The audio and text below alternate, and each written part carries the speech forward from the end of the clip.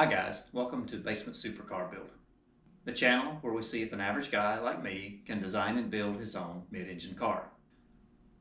This video will be a highlights video of the work that was finished this week. If you want to see the actual work take place, watch the full-length video for this week. And with that out of the way, let's get started on this week's video. So I have an update for you this morning before I get started. The linear actuators showed up yesterday. They are at least a week and a half earlier than I was expecting, which is great. I know I'd mentioned before that I bought this, but I don't know if I actually showed it to you. This converts 12 volts to 24 volts. These linear actuators run off 24 volts.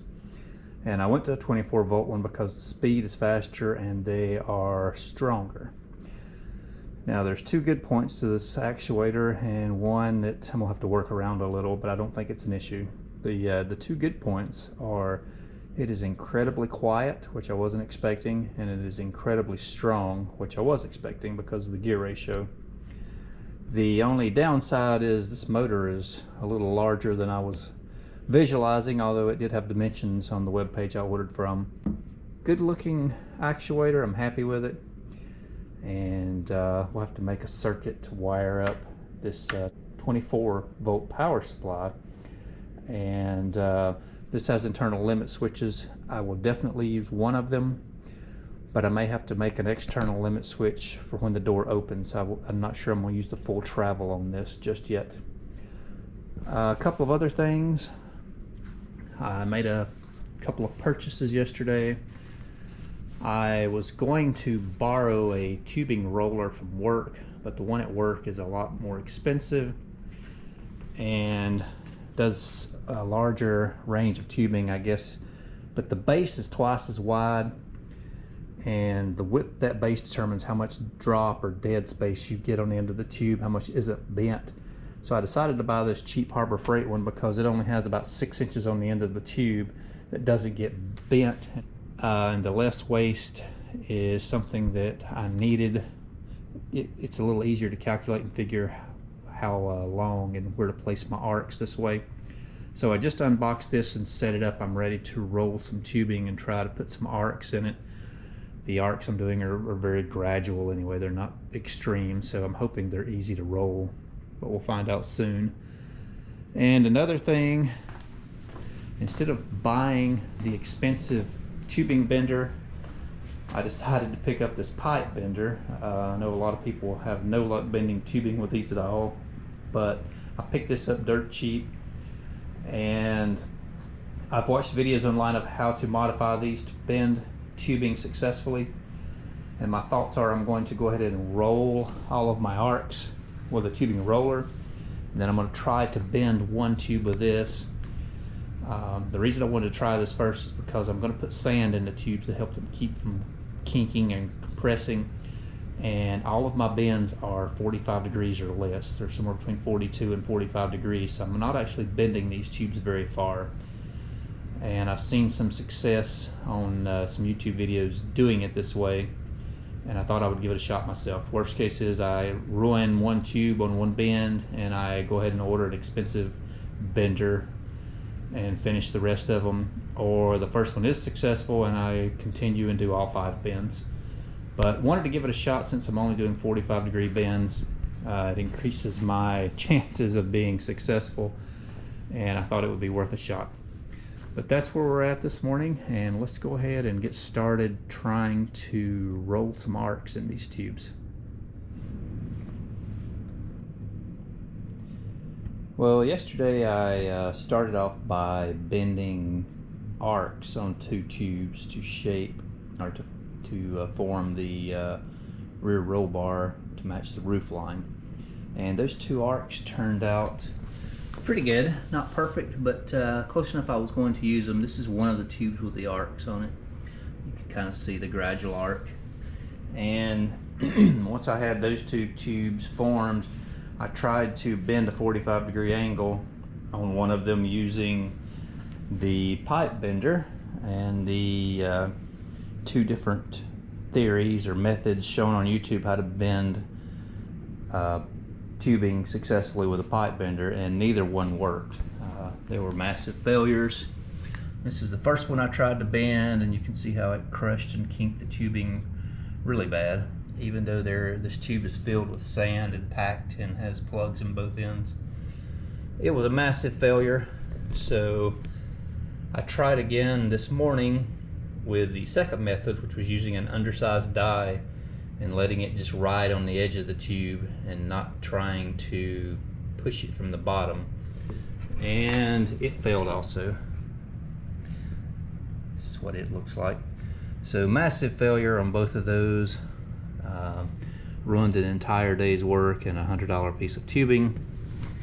And worse than that is I'm not quite sure how I'm going to form these now. I am stuck to the point of either buying an $850 tubing bender or hiring someone to make the bends. I have found a local company that makes roll cages for race cars, and I'm going to contact them tomorrow and see how far behind they are and what they charge to do this kind of work.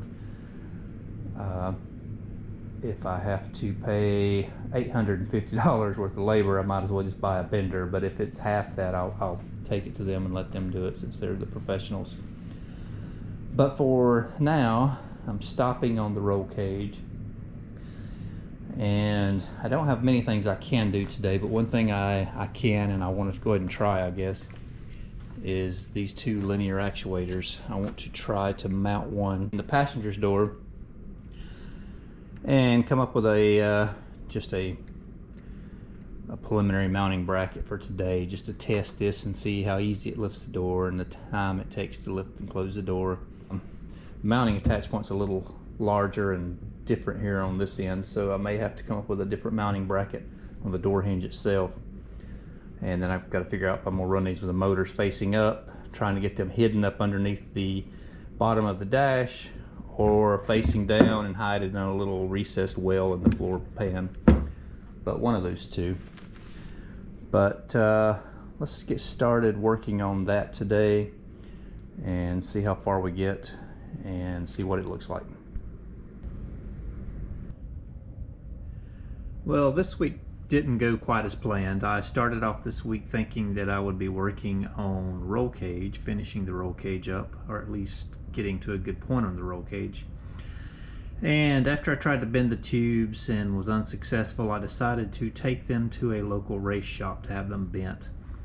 And today is Saturday. I actually took one of my forms to him last Tuesday, and he is supposed to have that piece bent and back to me this coming Tuesday.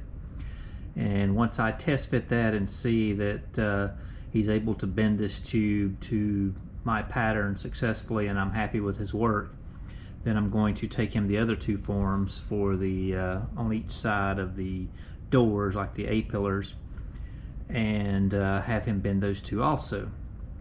But while he is working on the roll cage, I have been working on motorizing the doors, the linear actuators, installing those. And I have one here on the passenger's door installed and working, and I want to show you what I came up with. I'm actually, instead of the damper I was using and the smaller, cheaper linear actuator, both connected here to this point, but just because of the size and shape and stroke length and everything of this linear actuator, it needed to mount here on top of this hinge and further in to the pivot point. And this is where it will mount, and most likely I will continue this bolt down and go through the top and the bottom of this hinge. If not, it's going to put an unnecessary amount of torque on it. So I believe I'll increase this bolt and go all the way through, but for now this is working fine. And you can see what I've done here. I've welded in this brace, a mounting plate here that is braced quite a bit because there's a lot of force on that. And that pivots back and forth as the door opens and closes just a few degrees. This bolt obviously won't be hanging down, but this is up underneath the dash above your feet.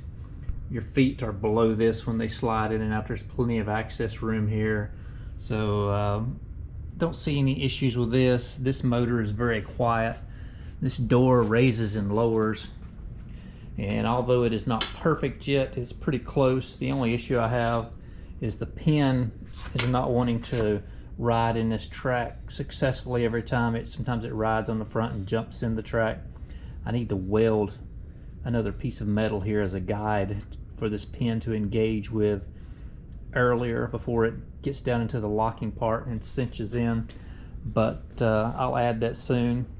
But for now, I wanted to show you how this motor works, how quiet it is, and the transition time or the speed it takes to open and close the door. So let me show you that.